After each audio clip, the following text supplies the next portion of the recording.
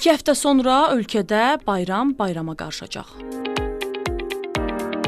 Bu ərəfələrdə insanların ən çox üst tutduğu yerlərdən biri də bazarlardır. Bəs qiymətlər necədir? Satıcılar deyir ki, bayrama az qalsa da çərəzlərin qiymətində artım yoxdur. Belə bir fərq yoxdur. Bir dənə bu il fındıq Azərbaycanda təbii şəraitinlə əlaqədar olaraq yağıntılar biraz sürütdü. Fındığın qiyməti indi yox ha. Sezon başlayandan faizdən yuxarıdır. Qalan şeylərdə hələ bir cüzlü artım yoxdur. Qoz ləpələr burada vardı bax.